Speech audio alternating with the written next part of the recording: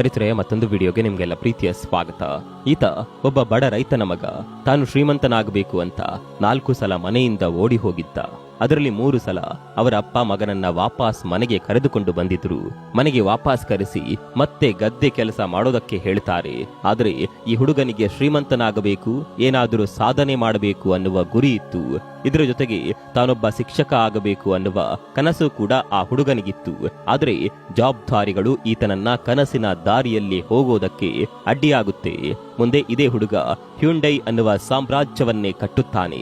ಅಷ್ಟಕ್ಕೂ ಬಡ ರೈತನ ಮಗ ಅಷ್ಟು ದೊಡ್ಡ ಸಾಮ್ರಾಜ್ಯ ಕಟ್ಟಿದ್ದು ಹೇಗೆ? ಯಾರು ಈ ಹ್ಯುಂಡೈನ ಸಂಸ್ಥಾಪಕ?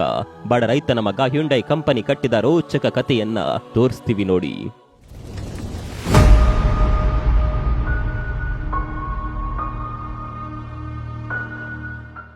ಹ್ಯುಂಡೈ ಈ ಕಂಪನಿಯ ಹೆಸರು ನಮ್ಮ ದೇಶದ ತುಂಬಾ ಜನಕ್ಕೆ ಗೊತ್ತಿದೆ. ರಸ್ತೆಯಲ್ಲಿ ಹ್ಯುಂಡೈ ಕಂಪನಿಯ ಕಾರುಗಳು ಹೆಚ್ಚಿನ ಸಂಖ್ಯೆಯಲ್ಲಿ ಓಡಾಡುತ್ತಿವೆ. ಮಾರುತಿ ಸುಜುಕಿ ನಂತರ ಹೆಚ್ಚು ಸೇಲಾಗುವ ಕಾರುಗಳು ಇದೇ ಕಂಪನಿಯದ್ದು. ಇವತ್ತು ಜಗತ್ತಿನಾದ್ಯಂತ ಪ್ರಸಿದ್ಧಿಯಾಗಿರುವ ಇಂಥದ್ದೊಂದು ಸಂಸ್ಥೆ ಕಟ್ಟಿದ್ದು ಒಬ್ಬ ಬಡ ರೈತನ ಮಗ. ಆತನ ಹೆಸರು ಚಾಂಗ್ ಜೂ ಯುಂಗ್ ಅಂತ. 1915ರಲ್ಲಿ ನಾರ್ತ್ ಕೊರಿಯಾದ ಒಂದು ಪುಟ್ಟ ಹಳ್ಳಿಯಲ್ಲಿ ಚಾಂಗ್ನ ಜನನವಾಗುತ್ತೆ. ಆ ಸಂದರ್ಭದಲ್ಲಿ ಕೊರಿಯಾ ಜಪಾನ್ನ ಕಂಟ್ರೋಲ್ನಲ್ಲಿ ಇತ್ತು. ಹಲವು ನಿರ್ಬಂಧಗಳಿಂದ ಕೊರಿಯಾ ಜನತೆ ಕಷ್ಟದ ಜೀವನ ನಡೆಸ್ತಾ ಇದ್ರು. ನಾವು ಮೊದಲೇ ಹೇಳಿದಂತೆ ಚಾಂಗ್ನ ತಂದೆ ರೈತರಾಗಿದ್ರು. ರಾತ್ರಿ ಹಗಲು ಗದ್ದೆಯಲ್ಲಿ ಕೆಲಸ ಮಾಡ್ತಾ ಇದ್ರು. ಒಬ್ಬರಿಂದ ಕೆಲಸ ಮಾಡೋದಕ್ಕಾಗ್ತಾ ಇರಲಿಲ್ಲ. ಹೀಗಾಗಿ ಚಾಂಗ್ ಕೂಡ ಗದ್ದೆಯಲ್ಲಿ ಕೆಲಸ ಮಾಡಲೇಬೇಕಿತ್ತು. ಎಷ್ಟೇ ಕೆಲಸ ಮಾಡಿದ್ರು ಕುಟುಂಬ ಸಾಗಿಸೋದಕ್ಕೆ ಆಗ್ತಾ ಇರಲಿಲ್ಲ. 2 ಹೊತ್ತಿನ ಊಟ ಸಿಕ್ಕಿದ್ರೆ ಅದೇ ಹೆಚ್ಚು.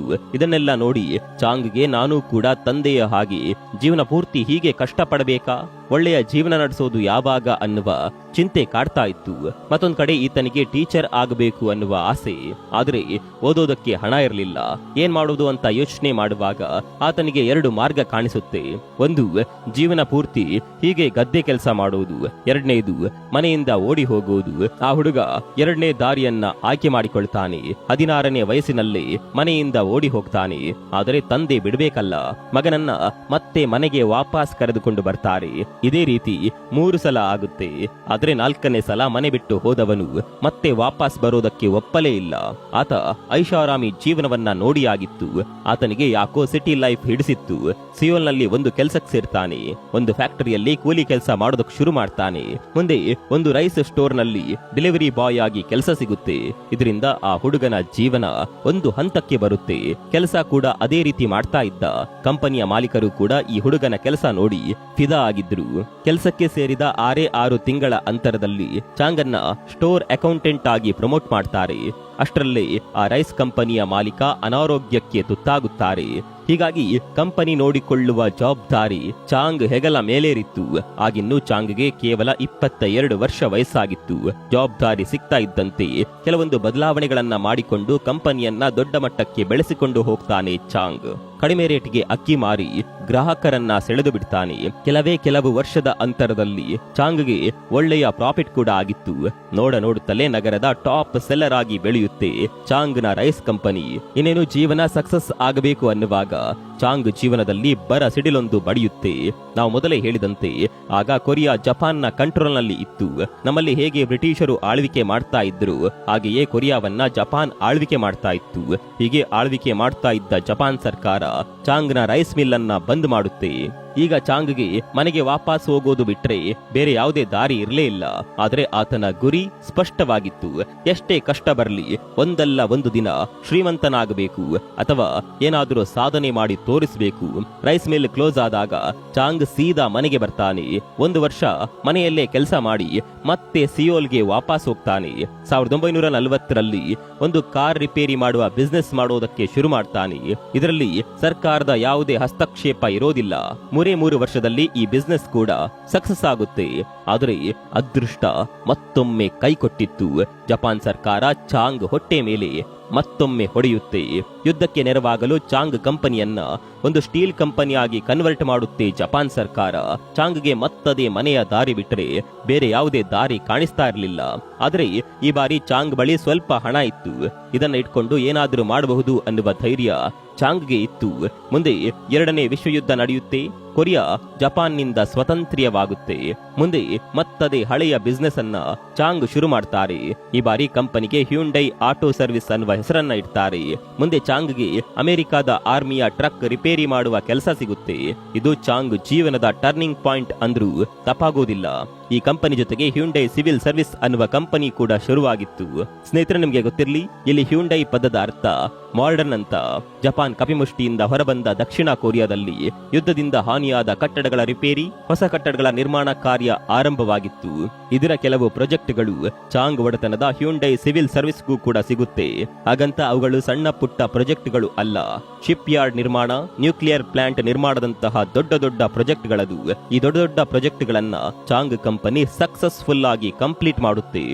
ನೋಡುತ್ತಲೇ ಹ್ಯುಂಡೈ ಸೌತ್ ಕೊರಿಯಾದ ಫಾಸ್ಟೆಸ್ಟ್ ಗ್ರೋಯಿಂಗ್ ಕಂಪನಿ ಆಗುತ್ತೆ. ಈಗ ಈ ಬಿಸ್ನೆಸ್ ಅನ್ನ ಇಂಟರ್ನ್ಯಾಷನಲ್ ಲೆವೆಲ್ಗೆ ತೆಗೆದುಕೊಂಡು ಹೋಗುವ ಸಮಯ ಬರುತ್ತೆ. ಮುಂದೆ ಸೌದಿ ಅರೇಬಿಯಾದ ಜುಬೈರ್ ಇಂಡಸ್ಟ್ರಿ ಮತ್ತು ಹರ್ಬಲ್ ಪ್ರಾಜೆಕ್ಟ್, ಬೇರೇನ್ನ ಶಿಪ್ ಬಿಲ್ಡಿಂಗ್ ಮತ್ತು ರಿಪೇರಿ ಪ್ರಾಜೆಕ್ಟ್ಗಳು ಹ್ಯುಂಡೈ ಕಂಪನಿಗೆ ಸಿಗುತ್ತೆ. ಇಲ್ಲೂ ಕೂಡ ಸಾಕಷ್ಟು ಹೆಸರು ಮಾಡುತ್ತೆ ಹ್ಯುಂಡೈ ಕಂಪನಿ. ಸ್ನೇಹಿತರೆ, ನಿಮಗೆ ಗೊತ್ತಿರಲಿ, ಇಲ್ಲಿವರೆಗೆ ಸಕ್ಸಸ್ ಆಗಿದ್ದು ಕೇವಲ ಸಿವಿಲ್ ಸರ್ವಿಸ್ ಕಂಪನಿ ಮಾತ್ರ. ಮುಂದೆ ಚಾಂಗ್ ತಮ್ಮ ಆಟೋಮೋಟಿವ್ ಕಂಪನಿ ಕಡೆಗೆ ಫೋಕಸ್ ಮಾಡ್ತಾರೆ. ಅಷ್ಟರಲ್ಲಿ ಆಟೋಮೋಟಿವ್ ಕ್ಷೇತ್ರದ ಬೆಳವಣಿಗೆಗೆ ಸೌತ್ ಕೊರಿಯಾ ಸರ್ಕಾರ ಕೆಲವೊಂದು ಪಾಲಿಸಿಗಳನ್ನ ಜಾರಿಗೆ ತಂದಿತ್ತು. ಇದು ಚಾಂಗ್ ಕಂಪನಿಯ ಬೆಳವಣಿಗೆಗೆ ದೊಡ್ಡ ಪಾತ್ರ ವಹಿಸಿತ್ತು. ಆದರೆ ಹ್ಯುಂಡೈ ಕಂಪನಿ ಬಳಿ ಕಾರ್ ತಯಾರು ಮಾಡುವ ಟೆಕ್ನಾಲಜಿ ಅಷ್ಟೊಂದು ಇರಲಿಲ್ಲ. ಫೋರ್ಡ್ ಕಂಪನಿ ಜೊತೆ ಕೊಲಾಬರೇಷನ್ ಮಾಡಿಕೊಳ್ಳುತ್ತಾರೆ ಚಾಂಗ್.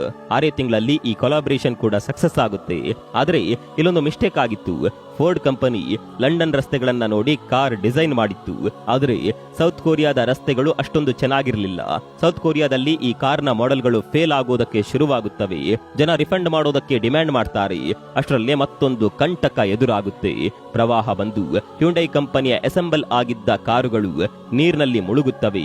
ಇದನ್ನೆಲ್ಲ ನೋಡಿದ ಚಾಂಗ್ನ ಆತ್ಮೀಯರು, ನೀನು ಕಾರ್ ಕಂಪನಿ ಕ್ಲೋಸ್ ಮಾಡುವಂತ ಸಲಹೆ ನೀಡುತ್ತಾರೆ. ಆದರೆ ಚಾಂಗ್ಗೆ ಸೋಲೋದಕ್ಕೆ ಗೊತ್ತಿರಲಿಲ್ಲ. ಪ್ರವಾಹಕ್ಕೆ ಸಿಲುಕಿದ್ದ ಅಸೆಂಬಲ್ ಲೈನ್ ಅನ್ನ ಮತ್ತೆ ಸರಿ ಮಾಡ್ತಾರೆ. ಸರಿ ಮಾಡಿ ಕಾರ್ ಪ್ರೊಡಕ್ಷನ್ ಅನ್ನ ಶುರು ಮಾಡ್ತಾರೆ. ಮುಂದೆ ಸೌತ್ ಕೊರಿಯಾದ ರಸ್ತೆಗಳು ಚೆನ್ನಾಗಿ ನಿರ್ಮಾಣವಾಗ್ತಾವೆ. ಎಲ್ಲವೂ ಸರಿಯಾಗ್ತಾ ಹೋಗುತ್ತೆ.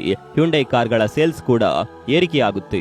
ಅಷ್ಟರಲ್ಲೇ ಫೋರ್ಡ್ ಹಾಗೂ ಹ್ಯುಂಡೈ ಕಂಪನಿಗಳ ನಡುವೆ ಮನಸ್ತಾಪ ಶುರುವಾಗುತ್ತೆ. ಚಾಂಗ್ ಫೋರ್ಡ್ ಕಂಪನಿಯ ಒಪ್ಪಂದದಿಂದ ಹೊರಬರ್ತಾರೆ.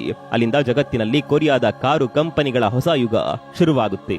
ಫೋರ್ಡ್ ಜೊತೆ ಒಪ್ಪಂದ ಮುರಿದುಕೊಂಡ ನಂತರ ಅಮೆರಿಕಾದ ಮಿಟ್ಸ್ ಸುಬಿಶಿ ಕಂಪನಿ ಜೊತೆ ಹ್ಯುಂಡೈ ಕೈಜೋಡಿಸುತ್ತೆ.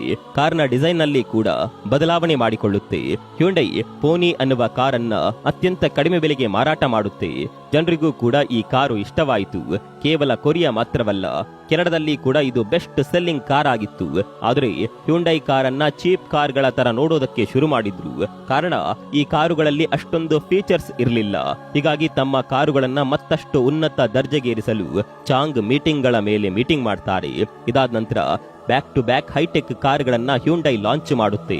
ಸೊನಾಟಾದಂತಹ ಕಾರುಗಳು ಹ್ಯುಂಡೈ ಮಾರ್ಕೆಟ್ ಅನ್ನ ಮತ್ತೊಂದು ಹಂತಕ್ಕೆ ತೆಗೆದುಕೊಂಡು ಹೋಗುತ್ತೆ. ಮುಂದೆ ಕಿಯಾ ಮೋಟಾರ್ಸ್ ಜೊತೆ ಕೈ ಜೋಡಿಸಿದ ಹ್ಯುಂಡೈ ತನ್ನ ಬಿಲ್ಡ್ ಕ್ವಾಲಿಟಿಯನ್ನ ಕೂಡ ಸ್ಟ್ರಾಂಗ್ ಮಾಡುತ್ತೆ. ಇವತ್ತು ಹ್ಯುಂಡೈ ಜಗತ್ತಿನ ಟಾಪ್ ಸೆಲ್ಲಿಂಗ್ ಕಾರುಗಳ ಪೈಕಿ ಒಂದು ಅಂತ ಗುರುತಿಸಿಕೊಂಡಿದೆ.